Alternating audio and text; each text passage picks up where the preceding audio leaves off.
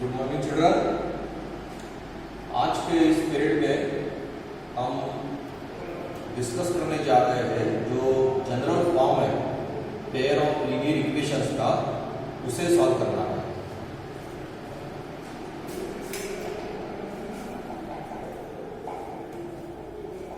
General form को हमें solve करना है by elimination by equating the coefficient method. Elimination by equating the coefficient method। तो इस मेथड से हम सॉल्व करेंगे। अब लीनियर इक्वेशन का जनरल फॉर्म क्या है? That is a1x plus b1y plus c1 equal to 0। then a2x plus b2y plus c2 equal to 0। तो ये है, तो this is the general form of pair of linear equation. Linear equation की जो pair है उसका जनरल फॉर्म है। अभी हम क्या करेंगे, हमें y को एलिमिनेट करना है। y को एलिमिनेट करना है, इसलिए हम क्या करेंगे, इक्वेशन 1 को b2 से मल्टीप्लाई करेंगे और इक्वेशन जो 2 है इसको b1 से मल्टीप्लाई करेंगे। तो क्या हो जाएगा, वो एलिमिनेट हो जाएगा। हम इसे नाम दे देंगे इक्वेशन 1 एंड इक्वेशन 2। तो ये दो इक्वेशन है, मल्टीप्लाई करेंगे a1 b2x plus b1 b2y plus b2 c1 equal to 0। फिर b1 से मल्टीप्लाई करेंगे a2 b1x plus b1 b2y plus b1 c2 plus b1 c2 equal to 0। So here we get two new equation. This is equation 3 and this is equation 4। अब हम क्या करेंगे, subtraction करेंगे, इन दोनों की सबट्रैक्शन करेंगे। सबट्रैक्शन करते समय क्या होगा, साइन चेंज हो जाएगा, एक प्लस ए माइनस होगा, एक प्लस ए माइनस होगा, एक प्लस ए माइनस होगा। सबट्रैक्शन फर्स्ट ब्रैकेट से सेकंड ब्रैकेट को जब हम सबट्रैक्ट करते हैं साइन चेंज हो जाएंगे। तो फिर अब यहाँ क्या है, यहाँ तो x कॉमन निकलेगा, ब्रैकेट में क्या आएगा, a1 b2 minus a2 b1 और ब्रैकेट में कॉमन आएगा x plus b1 b2y minus b1 b2y 0, that is cancel हो गया। और यहाँ क्या है, plus b2 c1 minus b1 c2 equal to 0।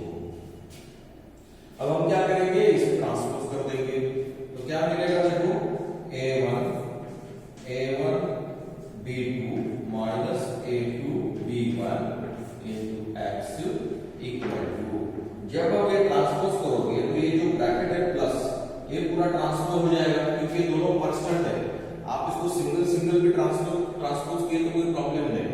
ये जो है b2 c1 ये माइनस बन जाएगा और b1 c2 ये प्लस बन जाएगा।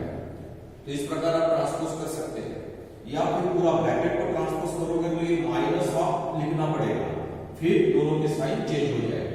तो आप सेपरेट सेपरेट ट्रांसपोज करो या फिर ब्रैकेट को ट्रांसपोज करो, तो ये प्लस की जगह माइनस ब्रैकेट आएगा, माइनस ऑफ ब्रैकेट, फिर साइन चेंज हो ही जाएगा। तो इससे अच्छा है कि हम इसको सिंगल सिंगल ट्रांसपोज करो, तो माइनस b1 c2 जाएगा तो प्लस b1 c2 हो जाएगा और प्लस b2 c1 जाएगा तो माइनस b2 c1 हो जाएगा। सो देयरफॉर इस पर से हमें क्या मिला, so x is equal to क्या मिलता है, b1 c2 minus b2 c1 upon a1 b2 minus a2 b1। So here we get the value of x। अब वैल्यू ऑफ y निकालने के लिए आप क्या करेंगे, इससे अगर इस इक्वेशन में अब हमें क्या करना है, अब हमें y की वैल्यू चाहिए। तो y की वैल्यू निकालने के लिए हमें क्या करना पड़ेगा, x को एलिमिनेट करना पड़ेगा। सो टू एलिमिनेट x, अगर हमें x को एलिमिनेट करना है तो हम क्या करेंगे, देखो, टू एलिमिनेट x मल्टीप्लाई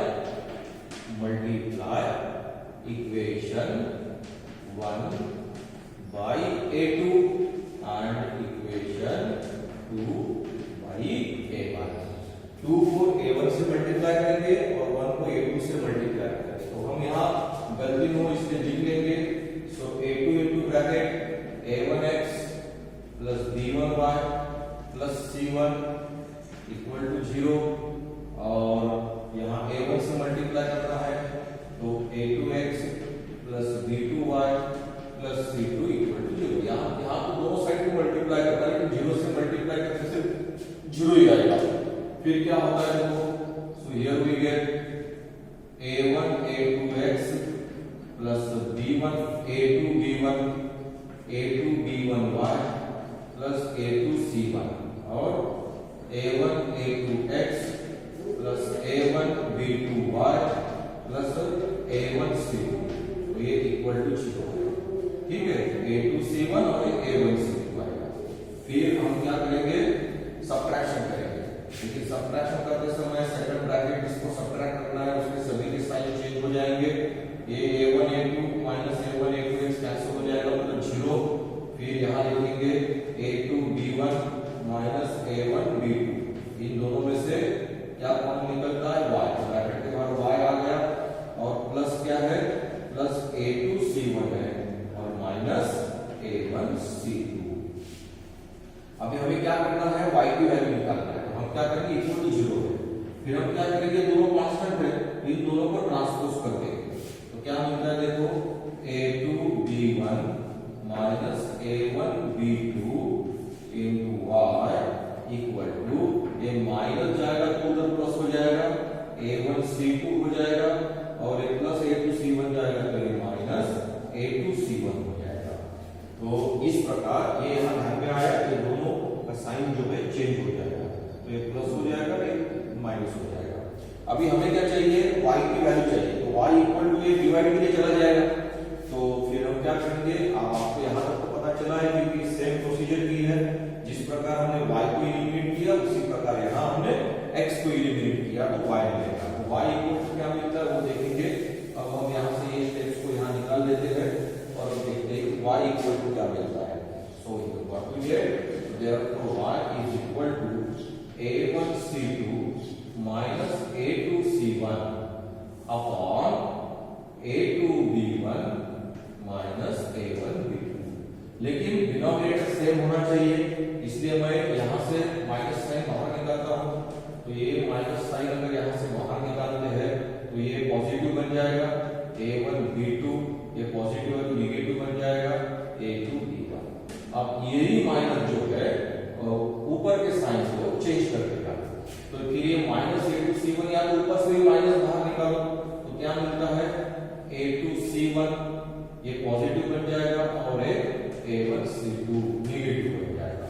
तो फिर हमें y इक्वल टू क्या मिलता है, A2 C1 minus A1 C2 upon A1 B2 minus A2 B1। तो ये जो है इस प्रकार में x और y की जो वैल्यू है ये हमें मिल गई। जब हम इस लीनियर इक्वेशन को हम जो जनरल फॉर्म है, इस जनरल फॉर्म को जब हम सॉल्व करते हैं तो हमें x इक्वल टू और y इक्वल टू यह एक इसका सॉल्यूशन हमें मिल जाता है। तो अगर मान लो जनरल फॉर्म आपको सॉल्व करने के लिए आ जाता है तो आएगा नहीं, लेकिन मान लो इस प्रकार पेपर में आ जाता है तो आप इस प्रकार इसको सॉल्व करके x इक्वल टू और y इक्वल टू ए वैल्यूज आप निकाल सकते हैं। अब आपको A1 B1 C1 A2 B2 C2 पता है, आप किसी भी इक्वेशन को, किसी भी पेयर को डायरेक्ट वैल्यूज x के इसमें रख के और y के इसमें वैल्यूज को रख के x और y डायरेक्ट मिल जाएगा आपको। आपके जो मेथड्स है, elimination by equating the coefficient method, elimination by substitution method और क्रॉस मल्टीप्लिकेशन मेथड जो अभी सिलेबस में नहीं है इस साल, तो ये मेथड जो है ये मेथड करने की जरूरत ही नहीं पड़ेगी क्योंकि डायरेक्ट आपको x की वैल्यू पता है, y की वैल्यू पता है, इक्वेशन पर से आपको A1 B1 C1 A2 B2 C2 मिल जाएगा। यहाँ वैल्यूज पुट करो और डायरेक्ट x इक्वल टू और y इक्वल टू निकालो। लेकिन क्या x की ये वैल्यू और y की ये वैल्यू हमें याद रहेगी? क्या हम इसको याद कर सकते हैं? और वैसे भी मैथमेटिक्स में याद करना ही नहीं है, वो मतलब याद करके मैथमेटिक्स को पढ़ा ही नहीं जाएगा। फिर ये x की और y की जो सॉल्यूशन है, so the solution of the general form, ये जो जनरल का भी निकाल देते हैं, सिर्फ x और y की वैल्यू हम यहाँ लिखेंगे। ये जो हमें यहाँ x और y ये जनरल फॉर्म है, ये जनरल फॉर्म का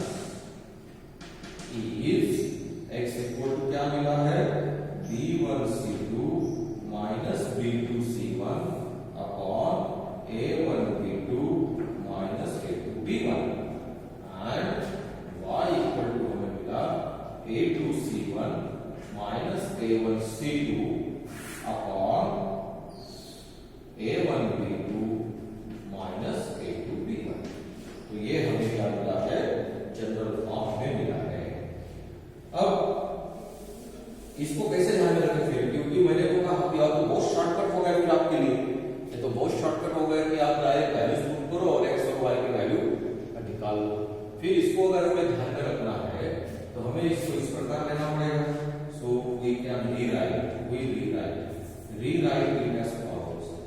Rewrite it as follows. तो इसको इस प्रकार आप रीराइट कर सकते हैं। क्या रीराइट कर सकते हैं?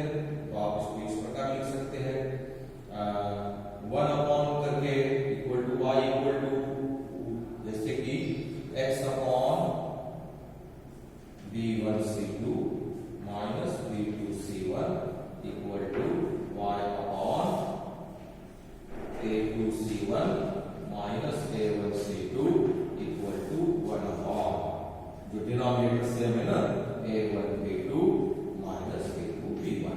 तो इस प्रकार आप इस x और y के वैल्यू को इस प्रकार रीराइट करेंगे। इन दोनों को इक्वेट करेंगे तो x इक्वल टू यही वैल्यू मिलेगी, क्योंकि क्रॉस करके आप ये वैल्यू x इक्वल टू मिल जाएगी। इन दोनों को इक्वेट करते हैं तो y इक्वल टू ये वैल्यू मिल जाएगी। अब फर्स्ट और थर्ड को इक्वेट करते हैं तो x इक्वल टू मिलेगा, और सेकंड और थर्ड को इक्वेट करते हैं तो y इक्वल टू मिलेगा। मतलब इसको रीराइट करके आप इस प्रकार लिख सकते हैं। फिर भी प्रॉब्लम है, फिर भी क्या प्रॉब्लम है? ये प्रॉब्लम है कि आप इसको ध्यान में नहीं रख पाओगे।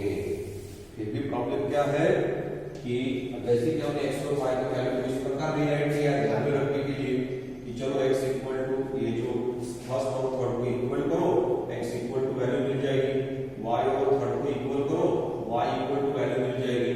फिर भी पॉसिबल नहीं है। So we have to use the following word design. हम एक डिजाइन यूज करेंगे इसको ध्यान में रखने के लिए।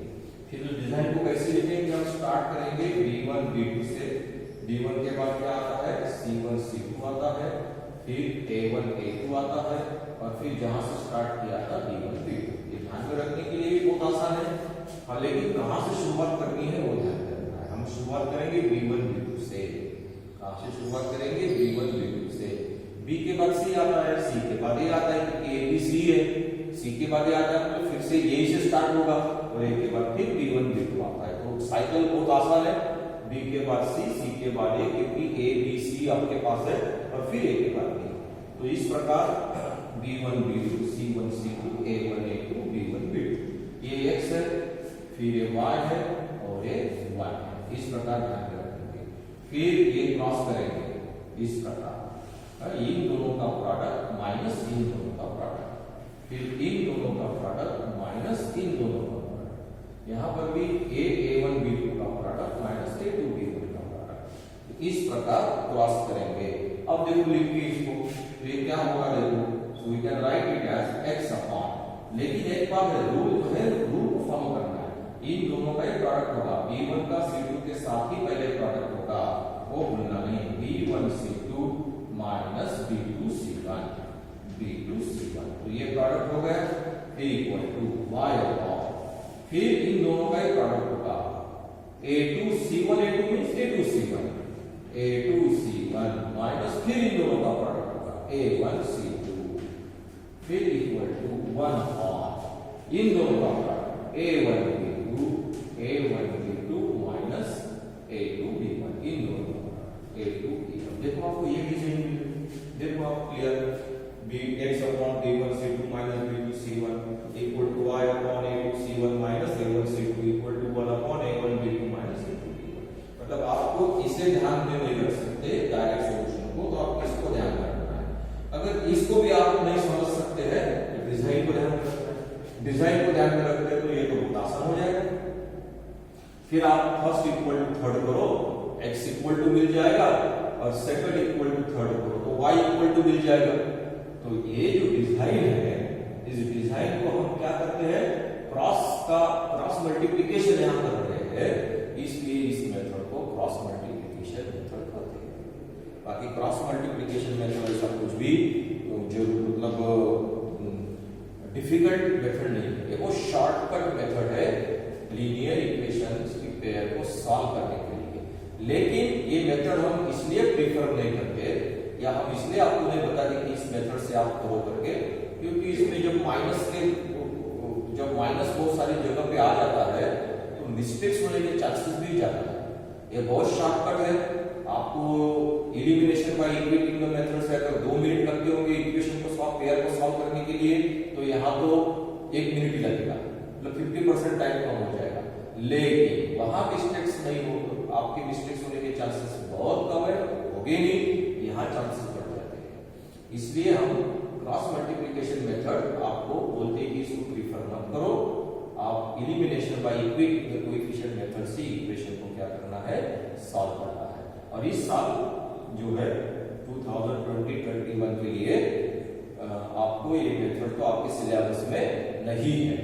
तो यहाँ हम एक्चुअली क्रॉस मल्टीप्लिकेशन मेथड ऐसा कुछ नहीं है, हमने क्या किया, जनरल पेयर को सॉल्व किया और हमें ये दो सॉल्यूशन मिल गए। अब ये दो सॉल्यूशन हमें ध्यान में नहीं रख सकते, हम इसको नहीं याद रख पाएंगे, इसलिए हमने उसको रीराइट किया। लेकिन रीराइट करने के बाद भी हम उसको ध्यान में नहीं रख पा रहे थे, इसलिए एक डिजाइन का फॉर्म लिया और उस डिजाइन को ध्यान में रखना बहुत आसान है और हमने क्रॉस मल्टीप्लिकेशन इस प्रकार किया। लेकिन ये याद रखना है कि ये प्रोडक्ट जो है B1 C2 यही पहले प्रोडक्ट होना चाहिए, माइनस फिर C1 B2 या B2 C1, वो तो कम्यूटेटिव है तो कोई फर्क नहीं पड़ेगा, C1 B2 करो या B2 C1 करो, लेकिन इन दोनों के प्रोडक्ट में से ये सब्ट्रैक्ट होगा, x upon equal to y upon इन दोनों के प्रोडक्ट में से C1 A2 के प्रोडक्ट में से A1 C2 ही सब्ट्रैक्ट होगा, equal to 1 upon A1 B2 के प्रोडक्ट में से B1 A2 ही सब्ट्रैक्ट होगा। ये लेकिन रूल को फॉलो करना है, तो ये डिजाइन अपने आप यहाँ आ जाएगी। फर्स्ट इक्वल टू थर्ड करो तो x इक्वल टू वही ऊपर मिलता है जैसे यहाँ मिला है, फिर सेकंड इक्वल टू थर्ड करते हैं तो y इक्वल टू यही वैल्यू आपको मिल जाएगी और सॉल्यूशन मिल जाएगा। तो आप यहाँ वैल्यूज पुट करके इक्वेशन को क्रॉस, और यहाँ हमने क्रॉस किया, मल्टीप्लाई किया और इसीलिए इसको नाम दे दिया कि क्रॉस मल्टीप्लिकेशन मेथड है। एक्चुअली ये क्या है, वही मेथड है जो सॉल्यूशन को याद रखने के लिए, जनरल फॉर्म के सॉल्यूशन को याद रखने के लिए एक डिजाइन को हमने यहाँ यूज किया है। तो डियर स्टूडेंट्स, मुझे आशा है कि आप इस मेथड को समझ रहे होंगे। एक एग्जांपल मैं इस मेथड से आपको सॉल्व करके बताता हूँ, फिर आपको पता चलेगा कि ये कितनी आसान मेथड है करके, लेकिन हमें ये मेथड इस साल यूज नहीं करनी है, ठीक है। फिर हम इस एग्जांपल को सॉल्व करेंगे। 2x + 3y + 5 = 0 और 3x + 2y + 4 = 0। अब यार एक बात यहाँ बहुत ध्यान रखनी है कि जब भी आप क्रॉस मल्टीप्लिकेशन मेथड की मैं बात कर रहा हूँ तो इक्वेशन इसी फॉर्म में होनी चाहिए, मतलब जनरल फॉर्म यही होना चाहिए, a1x + b1y + c1 = 0, a2x + b2y + c2 = 0, इसी फॉर्म में होना चाहिए। अगर ये फॉर्म नहीं है तो आपको इसको इस फॉर्म में लाना पड़ेगा। जैसे कि अगर आपको इस प्रकार दिया हुआ है, ये एग्जांपल इस प्रकार दिए हुए हैं, 2x + 3y = -5 और 3x + 2y = -4, तो आपको इस प्रकार दिए हैं, तो आप इसको रीराइट करेंगे और आप इसको इस प्रकार लिखेंगे, 2x + 3y + 5 = 0, 3x + 2y + 4 = 0। इस प्रकार की आपको यहाँ क्या करना है, इसको लिखना है। यही फॉर्म होना चाहिए, ये फॉर्म नहीं होना चाहिए, क्योंकि ये फॉर्म होता है तो डिजाइन थोड़ी चेंज हो जाएगी। डिजाइन चेंज हो जाएगी मतलब यहाँ 1 की जगह -1 देना पड़ेगा। और इसीलिए हमको एक बात को ध्यान में रखना है कि हम किसी एक फॉर्म में इक्वेशन हो, और वो फॉर्म कौन सा है, ये फॉर्म है, मतलब a1x + b1y + c1 = 0, a2x + b2y + c2 = 0, इसी फॉर्म में इक्वेशन होने चाहिए। ये बात ध्यान में रखना है, वो इस फॉर्म में नहीं होने चाहिए। अगर है तो उसको इस फॉर्म में कर लेना चाहिए, तभी आप क्रॉस मल्टीप्लिकेशन मेथड जो है यहाँ बताई है यूज कर सकते हैं। तो ये बात समझ में आई है। फिर कंपेयर करेंगे जनरल फॉर्म के साथ, अगर जनरल फॉर्म के साथ कंपेयर विद जनरल फॉर्म के साथ कंपेयर करेंगे तो a1 क्या है, 2 है, b1 3 है, c1 5 है, a2 क्या है, a2 3 है, फिर b2 क्या है, b2 2 है और c2 क्या है, c2 4 है। तो a1 b1 c1 a2 b2 c2 ये हमें मिल गए।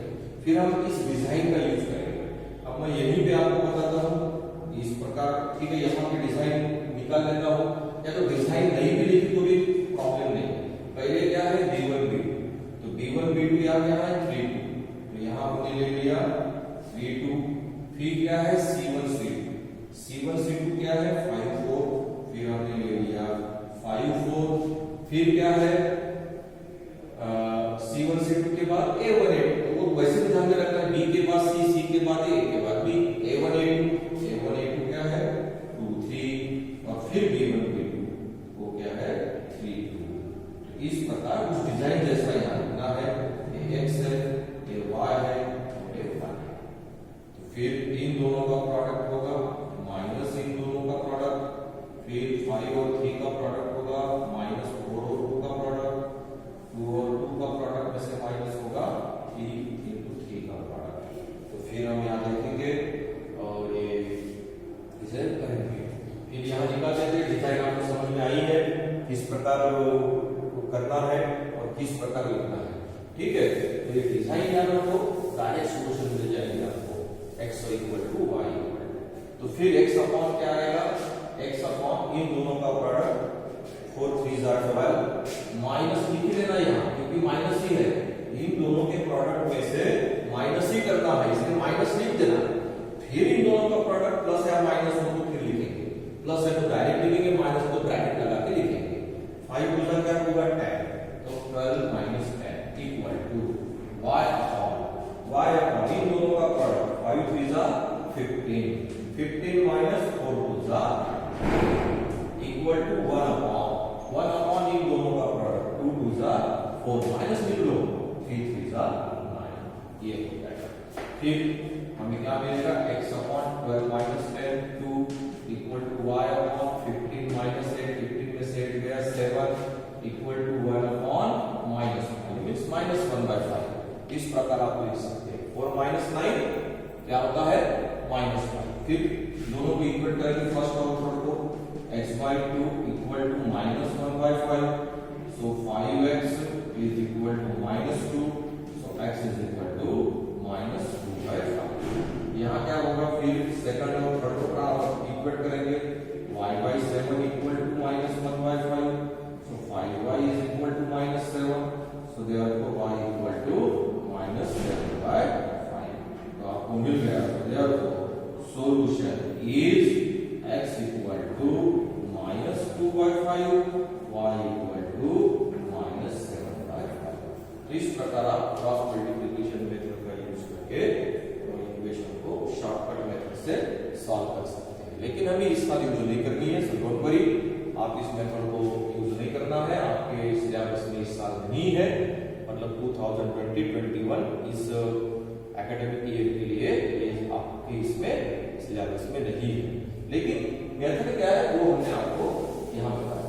अब ये आपको ये क्यों बताया, ये भी एक इसके पीछे कारण है कि आपको ये बताने के पीछे क्या कारण है कि हमने जनरल फॉर्म को सॉल्व किया और जनरल फॉर्म को सॉल्व करके x और y की वैल्यू हमें मिल गई।